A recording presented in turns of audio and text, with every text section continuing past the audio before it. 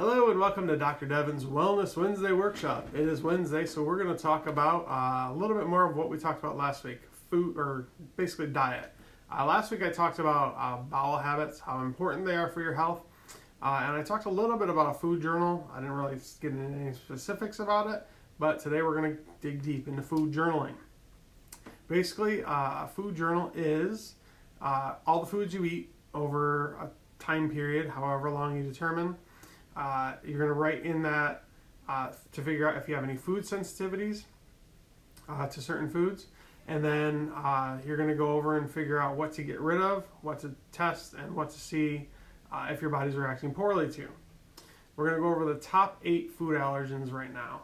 The symptoms of food allergies: vomiting, constipation, diarrhea, swelling, stomachache, rashes, hives, vomiting, respiratory problems, and it can even lead to anaphylaxis. The top 8 food allergies, number 1 is cow's milk. Most people of European descent have trouble with dairy, so cow's milk's a big one. Cheese, milk, yogurt, any sort of dairy products have a lot of problems with cow's milk. The second most common allergy is actually eggs. I didn't even know this until I started looking at this, but eggs is the second most common allergy, but most kids grow out of their egg allergy, so that's why it's not really talked about a lot. You can be either allergic to the egg yolks or the egg whites, and if you're more likely to be allergic to the egg whites. You can often eat eggs baked into different foods, so like eggs baked into biscuits or breads or things. So if you eat the eggs baked into something else, then eventually you can lose your allergy to it. So that's kind of a helpful tip for you. Tree nuts. Tree nuts are very common, especially Brazil nuts, almonds, cashews, macadamia nuts, pistachios, and walnuts. Avoid even if you're only allergic to 1 or 2, because tree nuts are responsible for about half of all anaphylaxis deaths. So that's the kind of thing where a person just gets the shells or the dust of them, of the tree nuts, and then they get anaphylactic shock. Peanuts often can be allergic to tree nuts too, but peanuts are not a nut. Remember, the peanut is neither a pea nor a nut. Shellfish, shrimp, prawns, crayfish, lobster. Crayfish is also known as a crawdad around here. Lobster, squid, and scallops. It's hard to distinguish if it's the shellfish or the contaminants in the shellfish. It could be bacteria, viruses, parasites in the shellfish itself, or very common is the chemicals they use to preserve the shellfish after they fish it up and put it in your store. So it could be just the chemical used. You might not actually be allergic to the shellfish itself. Wheat/gluten. There is celiac and non-celiac gluten sensitivity. There's also just a straight up wheat allergy. You need to avoid foods and products that contain gluten that you put on your skin. Because as we've talked about many times, putting stuff on your skin, it can get into the rest of your body and it can cause issues too. We actually found out my daughter was allergic to gluten when she was about 2 years old. We used to give her those little puffed cereal treats, and she would start to get rashes on the back of her hands. We're like, what the heck? Where's she getting this rash from? We figured out that the rash was coming from the rice, or the puff cereal. It wasn't rice, it was puff cereal treats.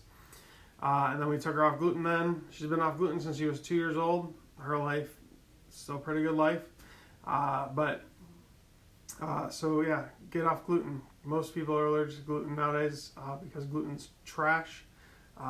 Basically all these foods wouldn't be that much of a problem if we didn't industrial farm and treat our soil and treat our animals like garbage. But we do. Soy. Don't eat soy. Soy is not a health food. Soy is terrible for you. But it's also found in almost every single processed food. So if you eat soy, you're going to have all kinds of issues.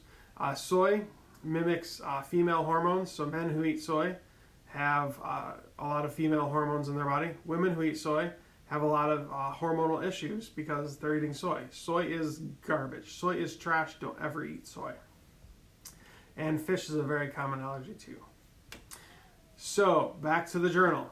To do a food journal, you need to put in that journal how much you ate of a food, what kind of food, when you ate it, where you ate it, who you eat it with, because who you eat food with could determine the changes of mood attributed to the food.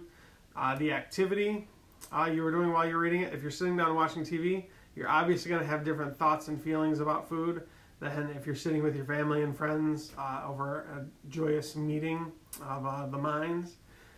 You have to write down the mood you had when you were eating the food or after you ate the food, especially after. Within, some food allergens come on within 30 minutes, some come on within 24 hours, but you just got to figure out, just write it down every single day.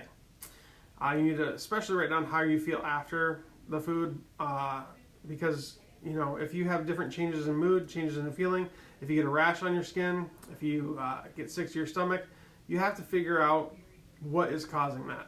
So after 2 weeks, you need to check into the patterns of the food you've been eating and see, hey, I ate this food 4 days, and the next day I had a stomach ache. Or I ate this food for 2 days, and the next day I had a headache. You got to figure out what's causing it. And I can help you with that if you're a patient here. Then you do what's called an elimination diet.